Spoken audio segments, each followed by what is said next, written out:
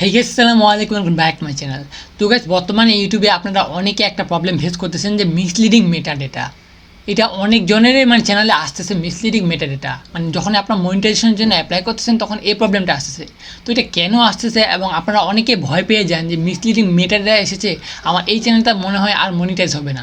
তো আজকে আমি আপনাদেরকে দেখিয়ে দিব এবং বলে দিব যে কী কাজ করলে কী চেঞ্জ করলে বা কী করতে লাগবে যে আপনার ওই চ্যানেলটা আবার মনিটাইজ করাতে, ঠিক আছে? তো সবার আগে আপনাদেরকে জানতে লাগবে যে মিসলিডিং মেটাডেটাটা আসলে কী, এটা কেন হয়।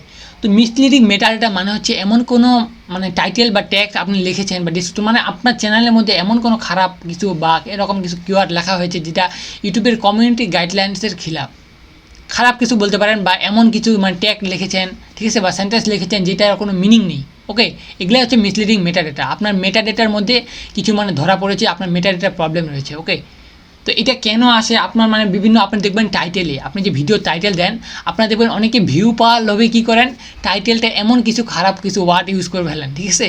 এবং আপনাদের থাম্বনেল যে তৈরি করেন ওখানেও দেখবেন অনেক কিছু উল্টাপাল্টা দিয়ে থাম্বনেল তৈরি করবেন। ওকে, যেন বেশি ভিউজ আসে, মানুষজন যেন ক্লিক করে আপনার ভিডিওটা, এই জন্য আপনারা অনেকেই এরকমটা করে থাকেন। তো আপনাদের আমি ওয়ার্নিং দিচ্ছি, একটা ভালো কথা বলতেছি, সাজেশন দিচ্ছি, ধরতে পারেন, ঠিক আছে। তো আপনারা এই কাজটা কখনও করবেন না।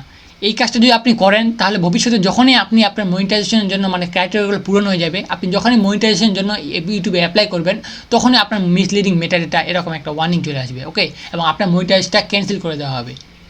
ওকে, তো আপনি কীভাবে এটা রিঅ্যাপ্লাই করবেন, ঠিক আছে। কিন্তু আপনি একটা সুবিধা রয়েছে, আপনি এটা রিঅ্যাপ্লাই করার সুযোগ পাবেন। ওকে, 1 মাস পর পাবেন সেটা। তো তার মধ্যে আপনাকে অনেক কিছু চেঞ্জ করতে লাগবে।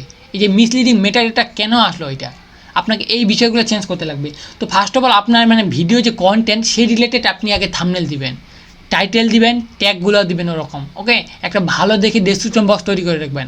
আপনারা আবার অনেকে আরেকটা ভুল করেন যে ডেসক্রিপশন বক্সের মধ্যে বিভিন্ন হাবি জাবি আপনার ভিডিও যত ভিডিও রিলেটেড না হোক সবগুলো ট্যাগ দিয়ে রাখে দেন। তো এটা আপনারা করবেন না। ওকে, এটা একটা মিসলিডিং মেটাডেটা। ওকে, তো এটাও আপনারা করবেন না, ঠিক আছে। তো এটা একটা বড় ধরনের মিসলিডিং মেটাডেটা। এবং টাইটেল, ট্যাগ, ডেসক্রিপশন এগুলোতে এমন কিছু ওয়ার্ড ইউজ করবেন না যেটা খারাপ কিছু, আপনারা তো বুঝতে পারতেছেন, খারাপ কিছু বোঝায়। ওকে, এরকম কোনো কিছু ইউজ করবেন না। এগুলো যদি না ইউজ করেন তাহলে আপনাদের মিসলিডিং মেটাডেটা এটা আসবে না। ওকে, তো আপনারা অনেকে এখন ভাবতেছেন যে আমি এরকম কিছু করিনি তাও আমার মিসলিডিং মেটাডেটা কেন আসলো। তো আপনি ভালো করে আপনার প্রত্যেকটা ভিডিও চেক করবেন। ওকে, আপনার ডেসক্রিপশন এমনকি ট্যাগগুলো পর্যন্ত চেক করবেন যে আপনি এমন কিছু তো ওয়ার্ড ফাইন্ড করেছে ইউটিউব, নাহলে তো আপনাকে আর মিসলিডিং মেটাডেটা এটার মধ্যে রাখতো না। অবশ্যই এমন কিছু রয়েছে, ঠিক আছে। তো আপনি ভালোভাবে চেক করবেন এবং আপনি চাইলে আপনার টাইটেল ট্যাগ এগুলা একটু আবার রিনিউ করে দিতে পারেন, ঠিক আছে। এবং থাম্বনেল অবশ্যই আপনার ভিডিও রিলেটেড দেওয়ার চেষ্টা করবেন। থাম্বনেলটা 1 নাম্বার কারণের মধ্যেই পড়ে যায়, কারণ আপনারা অনেকেই ভিউজ পাওয়ার লোভে ক্লিকবেট থাম্বনেল তৈরি করেন, এমন ক্লিকবেট তৈরি করেন যেটা আপনার ভিডিওর সাথে কোনো মিলে নেই, ঠিক আছে। এটা একটা মিসলিডিং মেটাডেটার মধ্যেও পড়ে। তো আপনারা এটা কীভাবে রিআপলোড করবেন, আবার কীভাবে ওই চ্যানেলটা আবার ব্যাক নিয়ে আসবেন, আবার কীভাবে মনিটাইজ করাবেন, ঠিক আছে।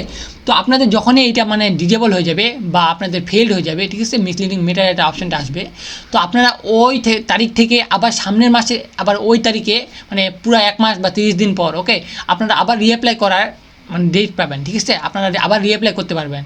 তো আপনারা যদি ডাইরেক্ট আবার ওভাবে রিঅ্যাপ্লাই করে দেন তো আবার ক্যান্সেল আসবে। এর জন্য আপনাকে চেঞ্জ করতে লাগবে। সর্বপ্রথম এই যে মিসলিডিং মেটাডেটাগুলো রয়েছে আপনাকে খুঁজে বের করতে লাগবে কী কারণে আমার এইটা আসলো। তো আপনি ওটা সর্বপ্রথম প্রত্যেকটা ভিডিও এক এক করে চেক করবেন, ঠিক আছে, সবগুলো ডিটেলস ফিল আপ করবেন। থাম্বনেল যদি আলাদা হয়ে থাকে সামনে আপনার ভিডিও রিলেটেড দেওয়ার চেষ্টা করবেন। সব কিছু যদি কমপ্লেন দেখেন, সব কিছু যদি কমপ্লিট দেখেন আপনি, সব কিছু ঠিক রয়েছে, তারপর আপনি আপনার চ্যানেলে আবার রিঅ্যাপ্লাই করবেন, ঠিক আছে। রিঅ্যাপ্লাইটা কীভাবে করবেন, আপনি এখানে মনিটাইজেশনে যাবেন, ঠিক আছে।